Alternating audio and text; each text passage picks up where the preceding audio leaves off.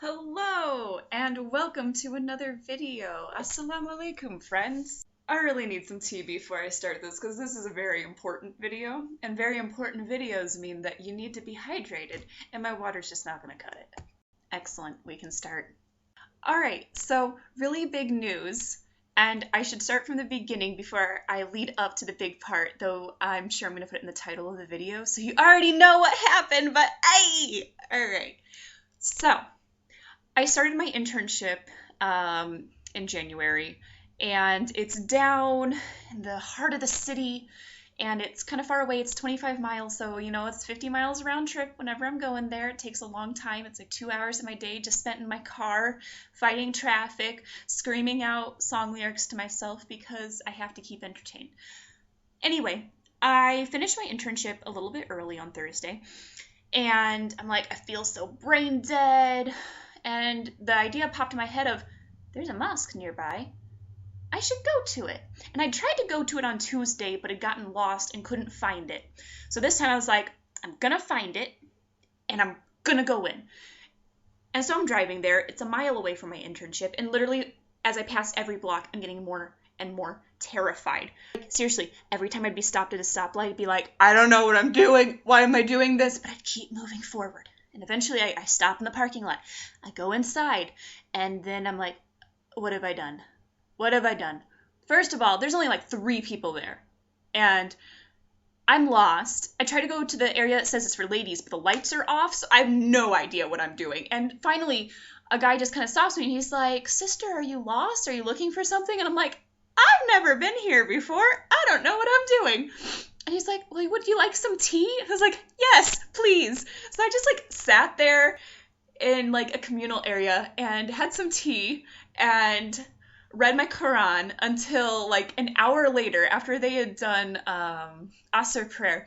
And this boy comes up to me, he's like, the imam's gonna come and see you.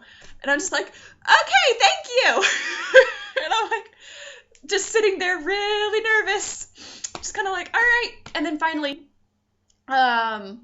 one of the men who works there, who's not actually the imam, takes me up to their offices and introduces me to the imam. So I'm sitting in this nice office, and one of the brothers who's a PhD student at the university where this masjid is located, he's like, here, have this Quran, and have this book about the Prophet Muhammad, peace be upon him, and here, have this hijab, and what's your story? And he's just so nice. He's actually, doesn't talk like that. He was very calm, but he was so nice, and he's like, wow, it's so amazing that you're a revert, and he's like, I can't believe this is your second time ever at a mosque. And so he gave me YouTube videos to look up of other reverts, and he's like, well, a lot of the sisters get together every Friday night to listen to one of the sisters who's a revert gives lectures. I was like, okay, that sounds good. So he gave me the information on it, and I just kind of decided right from there, I'm like, I'm gonna make it. I'm gonna go there on Friday. So I did. So I get off from work, I have time to eat lunch with my parents, and then I truck on down, and I'm really nervous, and I get inside of the mosque, and there's these 2 little girls who are 4 and 6 who I go up to, and I'm like, I've never been here before. I'm like, do you know where Sister Yasmin's speaking? And the little girls are so cute. They're just like, I think it's gonna be in there. And one of the girls goes, this is only your second time here. She goes, this is mine. She looks at her hand, she just goes, I've been here a lot. I'm like, you're very lucky. And so I go in, and there's a bunch of other sisters sitting around talking before the lecture starts. And I just kind of sit there and listen. And then finally one of them asks, they're like, so, hi, salam, who are you? I'm like, I'm Missi. I'm like, this is only my second time here, but I'm here to listen to Sister Yasmin. And they're like, oh, that's cool, welcome. And anyway, Sister Yasmin comes in, and she's like, have we met before? I'm like, no, I'm new. I'm a recent revert. And she's just like, oh, mashallah, and gives me this giant hug. And she's like, kind of asking my story a little bit. And she's like, so where did you take your shahada? I was like, well, I actually took it by myself. I've never taken it with witnesses. And she goes, then inshallah, you can take it tonight. And I was just like, okay. So I listened to her lecture, which was great. It was about one of the surahs and was so informational and just wonderful, wonderful to listen to.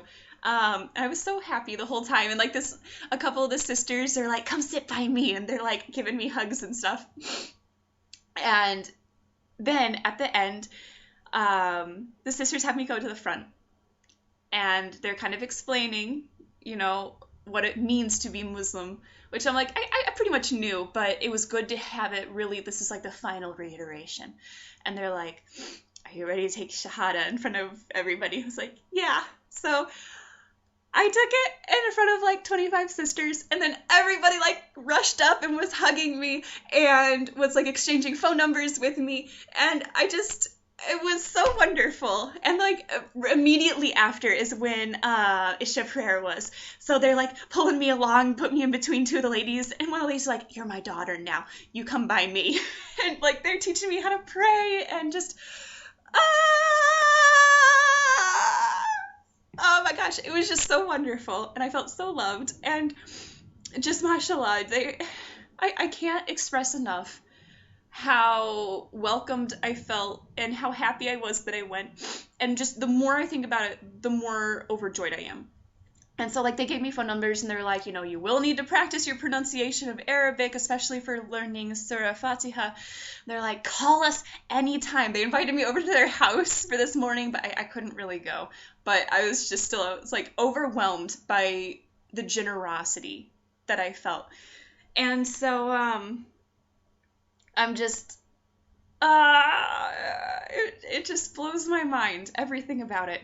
So that's the big story for right now, is that I took the Shahada, and I made a post last night. If you follow my Instagram or Tumblr, then you've possibly seen it. And I was just talking about the story, and I'm just, so thankful. And I remember just the whole drive home, I'm just listening to NPR and just keep being like, Alhamdulillah, I can't believe that this has happened.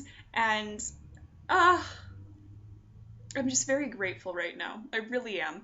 So inshallah, I'm planning on going back next Friday night, because it was like a Bible study, but a Quran study. I don't know what the proper word for it is. I'm an obvious reader, aren't I?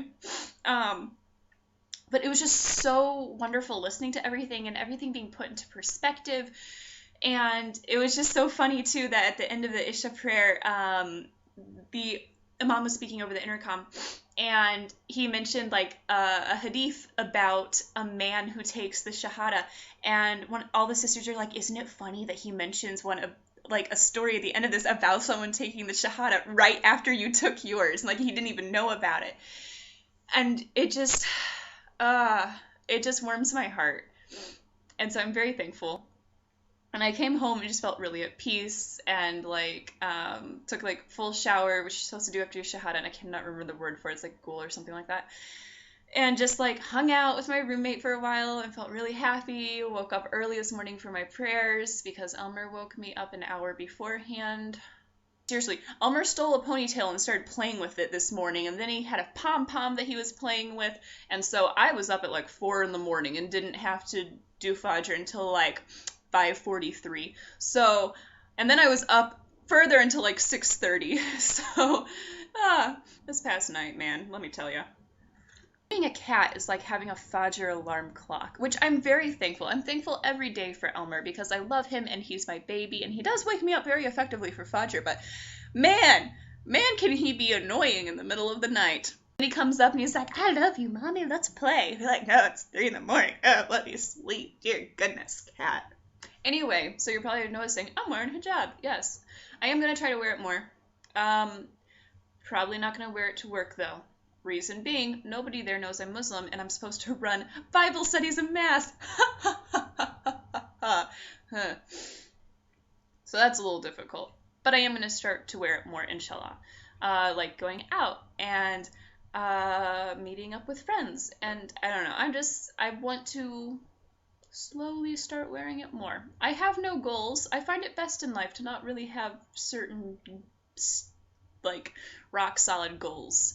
because it just doesn't work for me. And I recognize that I'm just not the type of person who can have like a steadfast goal and stick with it. It's just easier for me to make slow lifestyle changes, and then they stick. Like when I became a vegetarian or started just dressing a little bit more modestly, which, mashallah to my mother's best friend, Barbie, who bought me this awesome sweater.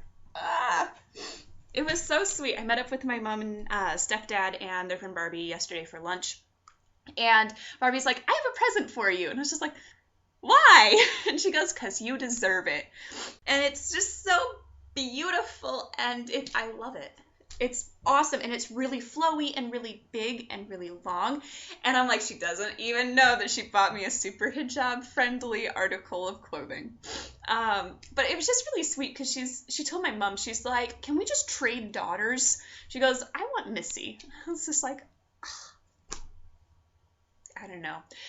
And like my mother said something a couple of weeks ago where she's like, I'm just so proud of you. You are such a wonderful daughter. And I was like, this is such a change from the fact that my mother and I have not really gotten along at all over the past like 6 or 7 years. So I've found that as I've become Muslim, I've become much more forgiving of my parents and much nicer to my parents. And I'm very happy that that has happened, because I realized that, not getting along with my parents is not completely my parents' fault. It's definitely also my fault. It's an exchange. It's 50-50.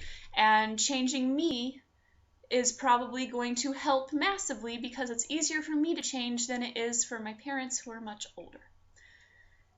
Or at least that's the way I see it. So anyway, thank you so much for watching. This has been a whirlwind of a video and a whirlwind of a week. And I can't believe all that has happened, but I am so thankful for everything. And I just, thank you to all of you who have been watching these videos and have been supporting me and have told me to go to a mosque, because I'm really glad I listened to you guys and finally did. And, I'm so thankful for all of you. And for my friends who have been so supportive, and just, mashallah to all of you guys. I love you so much.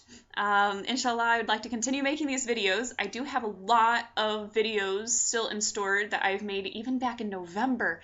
I've got like coming out videos, I have about me videos, chronic illness videos, etc. So inshallah, I'd like to post those eventually. You guys know I'm pretty bad at actually posting my videos. I make them on the whim, and then I'm like, I'll post this a month from now. I'm horrible, I know. Anyway, so I just can't stop like smiling and yelling. So I hope you all are doing great, and inshallah, we'll see you all later. So, bye!